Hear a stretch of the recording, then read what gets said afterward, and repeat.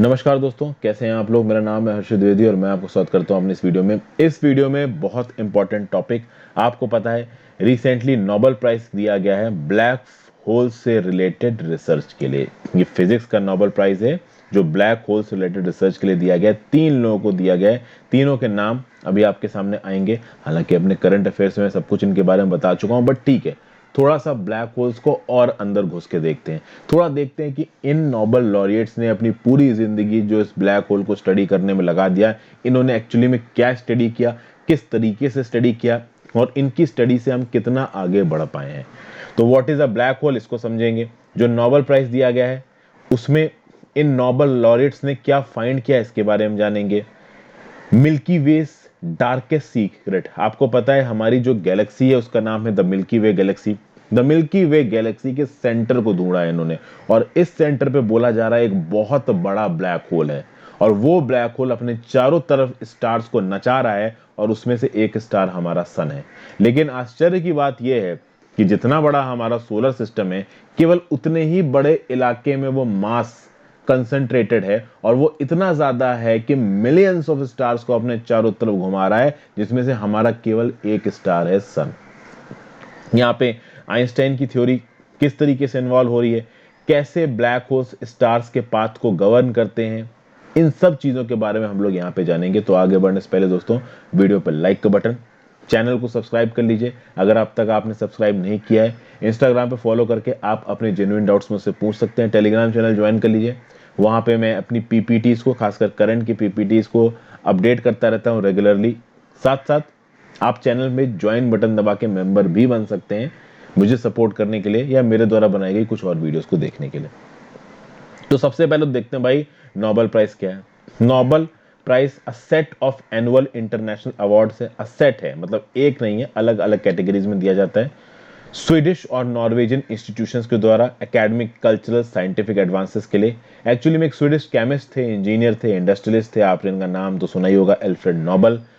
और इनकी विल में लिखा था, यानी ये मरने के बाद जो अपनी विल छोड़ के गया उसमें लिखा था कि भाई ये 5 नोबेल पीस प्राइजेस बांटे जाएंगे। और आप देखिए 1901 से केमिस्ट्री की फील्ड में, लिटरेचर की फील्ड में, पीस, फिजिक्स और फिजियोलॉजी और मेडिसिन, इनके फील्ड में नोबेल प्राइज दिया जाता है और अपने अपने फील्ड में ये मोस्ट प्रेस्टिजियस माने जाते हैं। तो जो Royal Swedish Academy of Sciences ये नोबेल प्राइज देती है केमिस्ट्री में, फिजिक्स में। Sveriges Riksbank prize in economic sciences in memory of Alfred Nobel, ये भी कौन देती है, Royal Swedish Academy of Sciences. फिर Nobel Assembly at Karolinska Institute ये देती है नोबेल प्राइज इन फिजियोलॉजी और मेडिसिन। और स्वीडिश एकेडमी ग्रांट करती है Nobel prize in literature, the Norwegian Nobel Committee awards the Nobel peace prize. तो भैया अलग अलग कमिटीज, अलग अलग इंस्टीट्यूशंस इन अवार्ड्स को देते हैं, बट नाम एक है, वो है आपका नोबेल प्राइज। किसके आगे रखा गया, तो भैया अल्फ्रेड नोबेल के आगे रखा गया। 5 फील्ड्स इंपॉर्टेंट है, केमिस्ट्री, लिटरेचर, पीस, फिजिक्स और पांचवा फिजियोलॉजी और मेडिसिन। इसमें इनाम क्या है, तो इनाम है 10 मिलियन स्वीडिश क्रेना, एक मेडल और एक डिप्लोमा मिलता है। अब बात करते हैं अपने आज के टॉपिक पे, Nobel prize for physics 2020। Second consecutive year में फिजिक्स का प्राइज दिया गया to the field of astrophysics. अब आप पूछोगे सर ये एस्ट्रोफिजिक्स क्या होता है। एस्ट्रोफिजिक्स स्पेस साइंस की एक ब्रांच है जहां पे आप फिजिक्स के और केमिस्ट्री के लॉस को कहां लगाओगे कि स्टार्स की डेथ कैसे होती है, स्टार्स का बर्थ कैसे होता है, गैलेक्सीज कैसे फॉर्म होती है, नेब्यूला और यूनिवर्स में जितने भी प्रकार के ऑब्जेक्ट्स हैं उसमें केमिस्ट्री और फिजिक्स के लॉस किस हद तक लगते हैं और उन लॉस के चलते ये जो स्टार्स हैं, जो सेलेस्टियल ऑब्जेक्ट्स हैं, ये कैसे काम करते हैं, ये होता है आपका एस्ट्रोफिजिक्स। यहां पे जो आधा इनाम गया है वो गया है रॉजर पेनरोज साहब को। तो भाई आधा इनाम है रॉजर पेनरोज जी के पास और जो आधा है उसको शेयर किया है एंड्रिया गैस जी ने, जो कि 55 साल की यूएस की हैं, और जर्मन एस्ट्रोनॉमर रीनहोल्ड गेंजन ने, जो कि 68। ओके, दोनों लोग इंडिपेंडेंटली काम कर रहे हैं दो अलग ऑब्जर्वेटरीज में, जो दोनों अलग अलग कंट्रीज में। तो रीनहेल्ड गेंजल और एंड्रिया गैस, इन दोनों ने अपनी रिसर्च अलग अलग ऑब्जर्वेटरी में करी है, अलग अलग कंट्रीज में करी है, बट जो ऑब्जर्वेशंस निकले हैं इन दोनों की रिसर्च से वो स्टार्किंगली मैच कर रहे हैं। तो देखिए क्या लिखा हुआ है, their work over the years based on independent observations by two different telescopes has provided compelling evidence of the presence of a supermassive black hole at the center of our Milky Way galaxy. तो दोनों लोग रीनहार्ड गेंजेल और एंडिया gas early 1990s और early 2000 से ये लोग अपनी research कर रहे हैं और नोबेल कंटेंडर्स ये लोग हैं बहुत साल से। इन्होंने अपने एक्सपेरिमेंट्स के थ्रू ये प्रूव किया है कि भाई कुछ ना कुछ तो है मिल्की वे गैलेक्सी के बीच में जो कि भाई सारे स्टार्स को अपने चारों तरफ बहुत स्पीड से नचा रहा है। अगर आप बात करो गैस की, तो गैस ने ज्यादातर जो अपनी रिसर्च करी है वो करी है केक ऑब्जर्वेटरी एट हवाईज माउंट किया से, और गेंजेल ने जो रिसर्च करी है वो करी है very large telescope facility on Paranal mountains in Chile. आप समझ लीजिए एक अमेरिका में है और एक चिली में। अब सबसे पहले बात की जाए what is basically a black hole. इनकी रिसर्च पे थोड़ी देर में वापस आते हैं। ब्लैक होल स्पेस में एक ऐसी जगह है जहां पे ग्रेविटी इतनी ज्यादा तेज है कि उससे कुछ भी एस्केप नहीं कर सकता, और कुछ भी एस्केप नहीं कर सकता तो मतलब लाइट भी एस्केप नहीं कर सकती है, मतलब वो लाइट को भी अपनी तरफ खींच लेता है, और जब वो लाइट को अपनी तरफ खींच लेता है तो ऑब्वियसली वो ब्लैक होल हमको दिखेगा नहीं। समझिए बात को। आपको कोई भी चीज क्यों दिखती है? अगर आपने बेसिकली 6th और 7th क्लास की आपने फिजिक्स या फिर साइंस की एनसीईआरटी पढ़ी है तो आपको ये बात पता होगी कि आप किसी भी चीज को तब देखते हो जब उस चीज के ऊपर लाइट पड़ती है और वो लाइट रिफ्लेक्ट होकर आपकी आंखों में आती है। तो मान लीजिए आप ये हो, ये आपकी आईज है, यहाँ कोई चीज है, तो कोई भी लाइट इस चीज के ऊपर पड़ेगी और इससे रिफ्लेक्ट होगी, जब आपकी आंखों तक पहुंचेगी तब आपको ये चीज दिखाई पड़ेगी। तो देखने का ये सिंपल फिनोमिना है। तो मतलब जिस चीज को आप देख रहे हो वहां से लाइट रिफ्लेक्ट होकर आपकी आंखों तक आनी चाहिए, लेकिन प्रॉब्लम ये है कि जब ब्लैक होल के पास कोई लाइट पहुंचती है तो वो लाइट पूरी की पूरी ब्लैक होल के अंदर सक हो जाती है, रिफ्लेक्ट होके आती ही नहीं।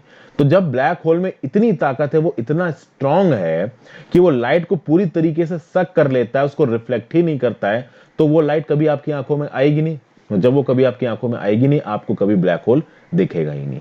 ब्लैक होल की ग्रेविटी इतनी ज्यादा तेज होती क्यों है? वो इसलिए होती है क्योंकि एक बहुत छोटे से अमाउंट में बहुत ज्यादा मैटर को स्क्वीज करके रखा गया। तो एक टाइनी स्पेस में कंपैरेटिवली बहुत ज्यादा मैटर आपको मिलेगा। ओके, तो चूंकि कोई लाइट बाहर नहीं निकलती, पीपल ब्लैक होल्स को देख नहीं सकते, इसलिए वो इनविजिबल हैं। तो भैया जब वो इनविजिबल हैं तो सवाल उठता है उनको देखा कैसे गया? तो भैया बहुत सारे ऐसे स्पेस टेलीस्कोप बनाए गए हैं स्पेशल टूल्स के साथ जो ब्लैक होल्स को फाइंड कर सकते हैं। ये ब्लैक होल्स को कैसे फाइंड करेंगे? तो डायरेक्ट ऑब्जर्वेशन से फाइंड नहीं कर सकते। ब्लैक होल्स के आसपास जो बड़े बड़े स्टार्स है ना, इन स्टार्स के मूवमेंट पैटर्न को सिंक्रोनाइज करके एक दूसरे के साथ कंपेयर करके ये पता लगाया जा सकता है कि ब्लैक होल कहां पे। चूंकि मैंने आपको बताया ब्लैक होल अगर बीच में है तो इसके चारों तरफ बहुत स्पीड में बहुत सारे स्टार्स रिवॉल्व कर रहे होंगे, तो ऑब्वियस सी बात है जो स्टार्स इसके चारों तरफ रिवॉल्व कर रहे हैं, अगर आप इनके मूवमेंट को ट्रैक कर सको तो कुछ बातें पता चल सकती हैं। अब ब्लैक होल्स को बहुत कैटेगरी में बांटा गया है। बड़े ब्लैक होल भी होते हैं, छोटे ब्लैक होल भी होते हैं। छोटा ब्लैक होल जो एक एटम जितना बड़ा होगा, एक एटम जितना बड़ा ब्लैक होल एक लार्ज माउंटेन के मास को अपने अंदर रख सकता है। अब सोचिए, एक एटम जितना बड़ा ब्लैक होल एक लार्ज माउंटेन जितना मास अपने अंदर रख सकता है, यानी किस हद तक ये लोग मास को अपने अंदर ठूंस सकते हैं। मतलब इनके अंदर जो डेंसिटी है ना मैटर की, दैट इज इनफाइनाइट। समझिए बात को। एक एटम जो कि हमको अपनी आंख से दिखेगा नहीं, केमिस्ट्री की बेसिक्स आपने पढ़े हो, तो एटम, एक एटम के अंदर एक पहाड़ जितना मास अगर आप ठूंस सकते हो तो ऑब्वियस सी बात होगी कि वहां पे मैटर की डेंसिटी हो जाएगी इनफाइनाइट, और वही होता है ब्लैक होल की डेंसिटी। तो ये तो हो गया भैया टाइनी ब्लैक होल। जो बड़ा ब्लैक होल होता है उसको आप बोलते हो स्टेलर। इसका मास होता है सन के मास से 20 गुना ज्यादा। और जो लार्जेस्ट ब्लैक होल्स होते हैं उनको बोला जाता है सुपर मैसिव ब्लैक होल्स। और ये जो सुपर मैसिव ब्लैक होल्स होते हैं, इनके जो मासेस होते हैं ना, ये 1 मिलियन सन को मिला दो तो उससे भी ज्यादा होंगे। और हमारी जो मिल्की वे गैलेक्सी है, इस मिल्की वे गैलेक्सी के सेंटर में एक ऐसा ही सुपर मैसिव ब्लैक होल है, ये बताया जा रहा है, जिसका नाम है सैगिटेरियस ए। तो ये जो गेंजल और गैस की जो रिसर्च है वो यही है कि सैगिटेरियस ए एक सुपर मैसिव ब्लैक होल है जो कि मिल्की वे के बिल्कुल बीच में है, और इसका जो मास है वो 4 मिलियन सन जितना है। इसके अंदर जो मास है, आप समझिए, मास और साइज दो अलग चीज है। सैगिटेरियस ए का जो साइज है दोस्तों, वो केवल इतना है कि वो फ्यू मिलियन अर्थ को अपने अंदर समा सकता है। फ्यू मिलियन अर्थ को अपने अंदर। अभी देखिए, सोचिए, अगर आप कुछ मिलियन अर्थ को जोड़ लो तो मान लो इतना बड़ा एक स्पेस बन गया, या फिर आप मान लीजिए कि जो जितना बड़ा हमारा सोलर सिस्टम, और सोलर सिस्टम में सिर्फ सन नहीं है दोस्तों, सोलर सिस्टम में सन और बाकी सारे प्लैनेट्स हैं। तो या तो हमारा सोलर सिस्टम जितना बड़ा आप साइज बोल लो, या कुछ मिलियन अर्थ जितना बड़ा आप साइज बोल लो, यहां बात हो रही साइज की।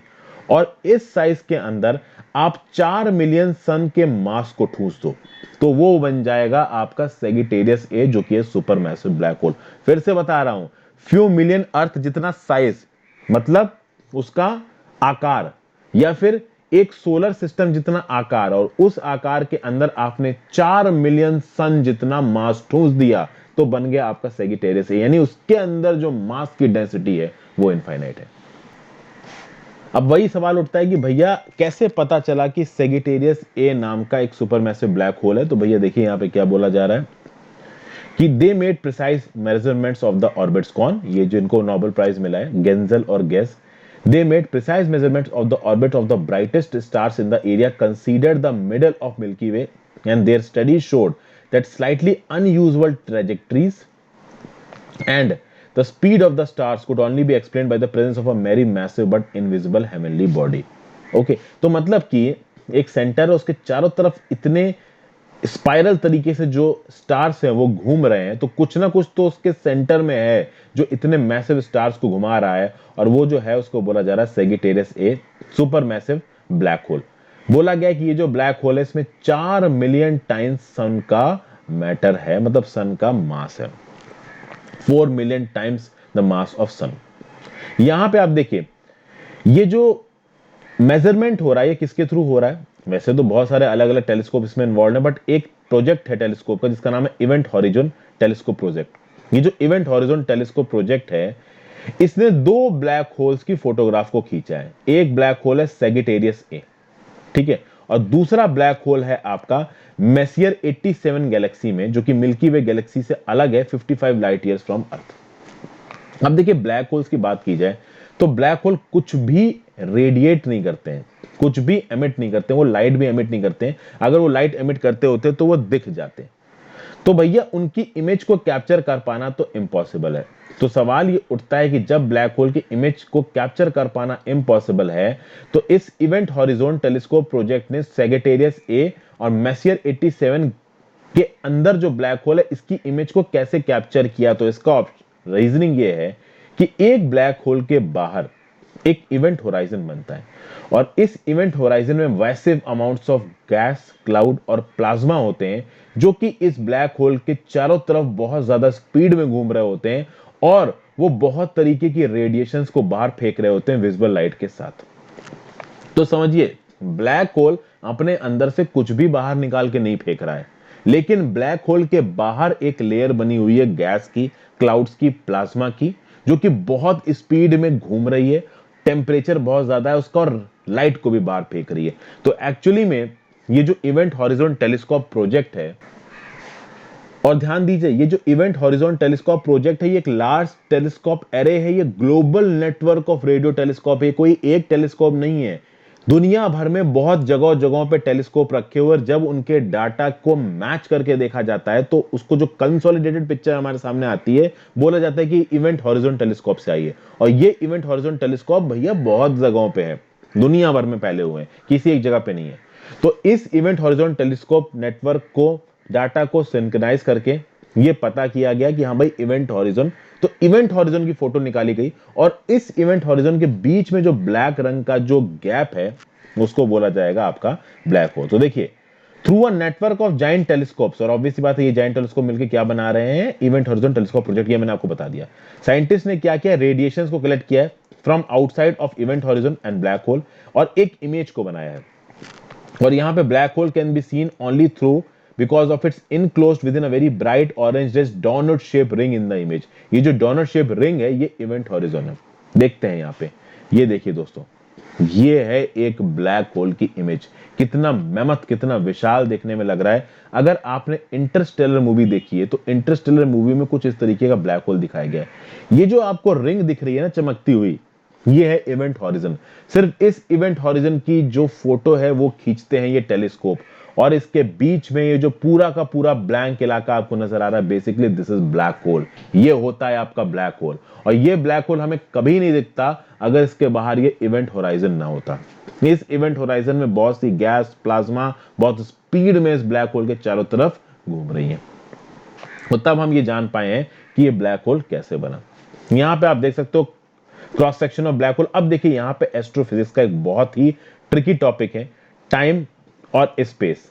अगर आपने इंटरस्टेलर मूवी को देखा हो तो आपने देखा होगा कि टाइम और ग्रेविटी को वहां पे एक डायमेंशन दिखा रखा है। इंटरस्टेलर मूवी बहुत सारे लोगों को समझ में नहीं आई। क्यों नहीं समझ में आई, मैं आपको बताता हूं। क्योंकि जब ग्रेविटी को और टाइम को आप एक डायमेंशन की तरह देखने लगो तो आपको वो मूवी समझ में आएगी। डायमेंशन की तरह देखना मतलब क्या है? जैसे फॉर एग्जाम्पल आप किसी एक पॉइंट पे खड़े हो और एक पॉइंट से 1 मीटर आप आगे चले जाते हो, तो आपके पास एक ऑप्शन है कि जितना 1 मीटर आप आगे आए हो उतना आप वापस आ सकते हो। तो वो जो डिस्टेंस है, वो जो स्पेस है, इसको अगर आपने कवर किया है तो उस स्पेस को कवर करके आप वापस भी आ सकते हो। लेकिन क्या आप टाइम के लिए ये बोल सकते हो? टाइम मान लीजिए अभी 8 बज रहे हैं शाम के, 9 बज गया, तो क्या आप 9 बजे से वापस 8 बजे पे जा सकते हो? नहीं जा सकते हो। ठीक है ना? तो बस आपको यहीं पे समझना है। जब ब्लैक होल्स पे आप पहुंच जाते हो ना, तो ब्लैक होल्स में ग्रेविटी और टाइम के बीच का जो इंटर रिलेशन है वो कुछ इस तरीके से होने लगता है कि ग्रेविटी टाइम को अफेक्ट करने लगती है। तो ब्लैक होल्स के पास जो ग्रेविटी होती है वो ग्रेविटी इतनी ज्यादा तेज होती है कि वो जो टाइम को डिस्टॉर्ट कर देती है और वहां पे टाइम आपका नॉर्मल नहीं चलेगा।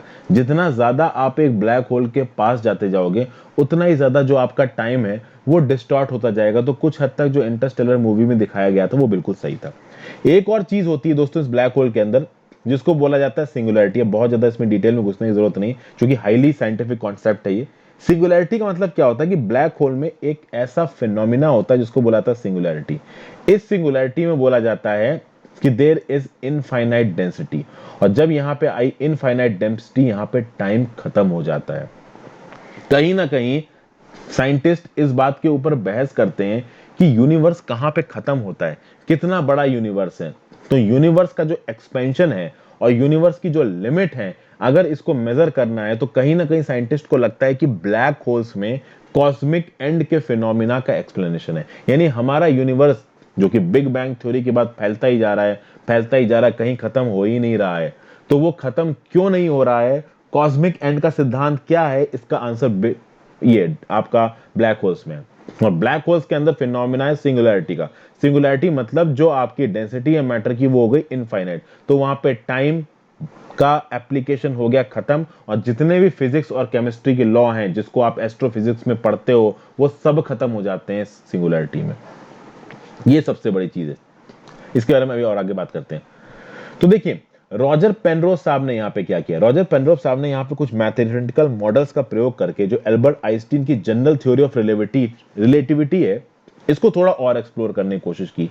और इस थ्योरी को यूज करके मैथमेटिकली रॉजर पेनरोज ने ये साबित किया कि हाँ भाई ब्लैक होल्स बन सकते हैं। ये जो ब्लैक होल्स टाइम और स्पेस में जो मॉन्स्टर पाए जाते हैं ये एक्चुअली में बन सकते हैं। ये मॉन्स्टर जो सब कुछ अपने अंदर खींच लेते हैं, दे आर एक्चुअली पॉसिबल। और ये मैथमेटिकल मॉडल्स के थ्रू रॉजर पेनरोज साहब ने प्रूव किया है। सोचिए एल्बर्ट आइंस्टाइन की जनरल थ्योरी ऑफ रिलेटिविटी को यूज किया रॉजर पेनरोज ने। अब एल्बर्ट आइंस्टाइन जिन्होंने खुद जनरल थ्योरी ऑफ रिलेटिविटी दी है, उन्होंने ये बोला कि भैया ब्लैक होल नहीं बन सकते, पॉसिबल नहीं है, कुछ नहीं है ग्रेविटेशनल वेव्स, कुछ नहीं है ब्लैक होल्स। बट इसी थ्योरी ऑफ रिलेटिविटी का इस्तेमाल करके और मैथमेटिक्स का इस्तेमाल करके रॉजर पेनरोज ने प्रूव किया कि नहीं भाई ब्लैक होल्स होते हैं। और साथ साथ गेंजल और गैस तो क्या ही कर रहे हैं ये मैं आपको बता ही सकता हूं। आगे देखिए, with increasing precision they have mapped the orbits, और ये दे कौन है, गेंजल और Ghez, of the brightest stars that are closest to the centre. Both groups have found something that is both invisible and heavy, forcing its jumbled stars to swing around. The invisible mass has about 4 million solar masses squeezed together. ये सब मैं आपको बता चुका हूं। What is it that makes the star at the heart of the Milky Way swing around at such astonishing speeds? According to the current theory of gravity, there is only one candidate, a supermassive black hole. यानी कि gas और गेंजल की अलग अलग theory है कि भैया इस इनविजिबल स्पेस के चारों तरफ बहुत तेजी से घूम रहे हैं बहुत सारे स्टार्स। तो एक ही फिनोमिना है जो इस स्टार के मूवमेंट को जस्टिफाई कर सकता है, और वो है आपका मैसिव ब्लैक होल। और सिंगुलैरिटी मैंने आपको बता ही दिया। It is a point at which a function takes an infinite value, जो कि है ब्लैक होल्स के केस में matter, especially in space time when matter is infinitely dense such as the centre of the black hole. Albert Einstein की मृत्यु के 10 साल बाद रॉजर पेनरोज ने एक आर्टिकल छापा था जिसमें उन्होंने लिखा था कि हाँ भाई ब्लैक होल्स बन सकते हैं। एल्बर्ट आइंस्टाइन ने कभी ये नहीं बोला कि ब्लैक होल्स बन सकते हैं, बट उनके मृत्यु के 10 साल बाद रॉजर पेनरोज ने अपने आर्टिकल में बोला कि नहीं भाई ये जो ब्लैक होल्स हैं वो बन सकते हैं। एल्बर्ट आइंस्टाइन की मृत्यु हुई थी 1955 में, 1955 में, और पेनरोज ने आर्टिकल लिखा था जनवरी 1965 में। तो पेनरोज ने उस समय ही जनरल थ्योरी ऑफ रिलेटिविटी का इस्तेमाल करके 1965 में, यानी आज से 55 साल पहले ही बोल दिया था कि ये नहीं भाई ब्लैक होल्स हैं। अब यहां पे कुछ और चीजें बताई गई। Black holes govern the path of stars. Even though we can not see black hole, it is possible to establish its properties by observing how its colossal gravity directs the motion of surrounding star. तो actually में जो gas और गेंजल यही कर रहे हैं, इस black hole के चारों तरफ जो सराउंडिंग स्टार हैं उनके मोशंस को एनालाइज करके ये पता कर रहे हैं कि भैया कैसे एक ब्लैक होल एग्जिस्ट कर रहा है। इसके लिए टेलीस्कोप्स का प्रयोग किया गया, लेकिन हमारी कुछ डिसएडवांटेजेस है। जैसे अर्थ के किसी भी वेंटेज पॉइंट से अगर आप कोई भी मेजरमेंट करते हो तो भैया इस मिल्की वे गैलेक्सी के सेंटर में और अर्थ के सेंटर में इनॉर्मस क्लाउड्स है इंटरस्टेलर गैस और डक्ट के, जो कि भैया सेंटर ऑफ गैलेक्सी से आती हुई विजिबल लाइट को बहुत हद तक ऑब्सक्योर कर देते हैं। इसलिए जो एस्ट्रोनॉमर्स हैं वो नई नई टेक्निक्स को लेके आ रहे हैं, जैसे इंफ्रारेड टेलीस्कोप्स, रेडियो टेक्नोलॉजी, बहुत सारी चीज के थ्रू वो इनोवेशन कर रहे हैं ताकि और क्लियर पिक्चर वो इस सेजिटेरियस ए की ले सके। तो अगर आपको यहां पे दिख रही है ये मिल्की वे गैलेक्सी, तो बिल्कुल बीच में दिख रहा है सेजिटेरियस और हम यहां हैं। यहां से टेलीस्कोप की मदद से इतनी दूर की चीज को मेजर किया जा रहा है। अब ये इतनी दूर यहां पे आपको तब पता चलेगा जब ओवरऑल मिल्की वे गैलेक्सी को आप इतना मानोगे। फिर एक और यहां पे बहुत बड़ा डिसएडवांटेज है, हम लोग अगर अर्थ की सरफेस से मेजरमेंट करते हैं तो हम लोग एटमॉस्फेरिक सी के 100 किलोमीटर डी में, समझिए दोस्तों, हमारे अर्थ की सरफेस से ऊपर 100 किलोमीटर तक हमको हवा के टुकड़े मिल जाएंगे, एयर के टुकड़े मिल जाएंगे। इस एयर के टुकड़े में हो सकता है कि मॉइस्चर तैर रहा हो, और ये जो मॉइस्चर होता है, ये जो एयर के टुकड़े हैं लेंसेज की तरह काम करते हैं, तो इन टेलीस्कोप्स तक आने वाली लाइट को ये बहुत हद तक रिफ्लेक्ट कर देंगे, डिस्टॉर्ट कर देंगे। तो कहीं ना कहीं जो हमको स्टार्स ट्विंकल करते दिखाई देते हैं और जो स्टार्स की इमेज हमको ब्लर्ड नजर आती है, ये इसी एयर के होने की वजह से और इसी मॉइस्चर के होने की वजह से, यानी जो हम लोग एटमॉस्फेरिक एयर के ओशन में रह रहे हैं, इसकी वजह से स्टार्स की इमेज हमको क्लियर नहीं आती है। तो कितने भी आप एफिशिएंट टेलीस्कोप्स लगा लीजिए, कहीं ना कहीं ये जो प्रॉब्लम है डिस्टॉर्शन की, रिफ्रैक्शन की, ये तो आएगी ही आएगी। इसीलिए बहुत सारे सेंसिटिव डिजिटल लाइट सेंटर्स को बनाया गया, एडेप्टिव ऑप्टिक्स को इस्तेमाल किया है ताकि इमेज रेजोल्यूशन को 1000 गुना ज्यादा इंप्रूव किया जा सके। यहां पे देखिए कुछ और चीजें दिखा रखी हैं। ये है सेजिटेरियस ए, और सेजिटेरियस ए के चारों तरफ ये देखिए स्टार्स कितनी स्पीड से और किस ट्रेजेक्टरी से घूम रहे हैं।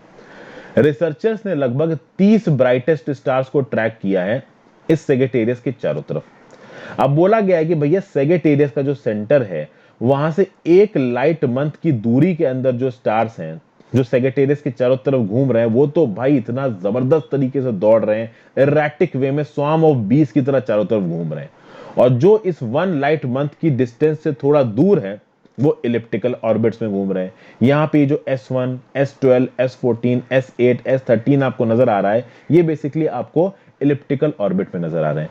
यहाँ पे एक स्टार है जिसका नाम है S2 और SO2, जो कि आपको यहाँ नजर आ रहा है। इसका जो ऑर्बिट है ना, ये जो S2 स्टार है वो इस सेजिटेरियस के चारों तरफ घूमने में 16 साल से कम लेता है। इसीलिए इस S2 स्टार की पूरे मूवमेंट को ट्रैक किया है यहाँ पे साइंटिस्ट ने, और इसका जो आप कह सकते हो ऑर्बिट है वो इलिप्टिकल है।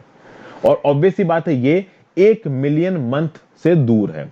मतलब आप यहां पे देखिए कि 1 लाइट मंथ, यानी लाइट एक महीने में कितना डिस्टेंस ट्रेवल कर जाएगी। तो जो भी इस सेजिटेरियस से 1 लाइट मंथ की दूरी पे हैं वो तो चलो एक इलिप्टिकल ऑर्बिट में घूम रहे हैं, लेकिन जो कि इससे कम है वो तो भाई पागलों की तरह इसके चारों तरफ नाच रहे हैं किसी भी हैफाजर्ड वे में। ओके, तो अगर आप सन की बात करो तो ये सन इस सेजिटेरियस का ए का चक्कर कितने दिन में काटता है, तो सन को सेजिटेरियस ए का पूरा चक्कर काटने में 200 मिलियन साल लगेंगे। यानी कि जब डायनासोर्स चलते थे अर्थ पे तब से अगर आप नापना शुरू करो तो आज तक हम एक चक्कर काट पाएंगे सेजिटेरियस ए का। मतलब हम करंट लाइफ स्पैन में और करंट साइंटिफिक जो टाइम स्पैन हमारे पास है उसमें हम ज्यादा पता नहीं कर सकते, लेकिन S2 जिसका टाइम स्पैन 16 साल से कम का था उसको हमने पता कर लिया। तो यहां पे काफी हद तक दोस्तों आपको यह समझ में आ गया होगा कि ये ब्लैक होल्स क्या है, किस तरीके से ऑपरेट करते हैं, हम इनको पता कैसे कर सकते हैं, इन साइंटिस्ट का क्या रोल रहा है इस ब्लैक होल को पता करने में। जो इवेंट होराइजन टेलीस्कोप है इसने दो ब्लैक होल्स को ढूंढा है, एक तो सेजिटेरियस ए को जो कि मिल्की वे गैलेक्सी के बीच में है, और एक मेसियर 87 करके जो गैलेक्सी है उसके सेंटर में जो ब्लैक होल है। एक मिनट में बताता हूं आपको, यहां लिखा हुआ है देखिए, ये जो मेसियर 87 करके जो गैलेक्सी है जो कि हमसे 55 मिलियन लाइट ईयर्स दूर है, इसके सेंटर में जो ब्लैक होल है उसको भी इस इवेंट होराइजन टेलीस्कोप ने ढूंढा है। हालांकि ये वाला जो मेसियर 87 वाला जो ब्लैक होल है ना, ये सेजिटेरियस ए के 1000 गुना ज्यादा भारी है, तो ये इससे भी बहुत ज्यादा बड़ा है। और जो हमारा LIGO डिटेक्टर 2015 में जिसने ग्रेविटेशनल वेव्स को डिटेक्ट किया था, जो रिसेंटली ग्रेविटेशनल वेव्स डिटेक्ट की गई हैं, ये भी ब्लैक होल्स के कोलाइड करने की वजह से आई हैं, लेकिन वहां पे जो ब्लैक होल्स कोलाइड कर रहे थे वो छोटे ब्लैक होल्स है। अब एग्जैक्टली वो कहां से आई इसके ऊपर एक बहस चल रही है। तो देखा जाए तो पेनरोज साहब ने, गैज और गेंजल ने ब्लैक होल्स की स्टडी में, सिंगुलैरिटी की स्टडी में हमको एक ब्रेक थ्रू दिया है, लेकिन कहीं ना कहीं इस बारे में आज भी कोई क्लैरिटी नहीं है कि ब्लैक होल के अंदर ये जो सिंगुलैरिटी का कंसेप्ट है, इस सिंगुलैरिटी के कंसेप्ट में जो थ्योरेटिकल फिजिक्स है, जो क्वांटम ग्रेविटी है, ये फेल क्यों हो जाती है। तो कहीं ना कहीं theory of relativity, quantum mechanics, quantum gravity, ये जितने भी कंसेप्ट्स हैं ये सिंगुलैरिटी में जाके फेल क्यों हो जाते हैं, इसके ऊपर अभी एक और बहुत बड़ी रिसर्च होनी बाकी है। अब इसके लिए तो घुसना पड़ेगा ब्लैक होल के अंदर। अभी इंटरस्टेलर मूवी में तो दिखा दिया गया कि वो जो साइंटिस्ट था वो हीरो अंदर घुस गया और वहां से उसने इंफॉर्मेशन भेज दी और लोगों ने पता कर लिया ब्लैक होल के अंदर क्या है। बट एक्चुअली में ये पता कर पाना कि ब्लैक होल के अंदर क्या है, ये इस समय नेक्स्ट टू इम्पॉसिबल लग रहा है। देखिए हमारी साइंटिफिक कम्युनिटी आगे क्या कर पाती है। So thank you for watching this video friends. I hope आपको कुछ यूजफुल इसमें सीखने को मिला होगा। Good bye.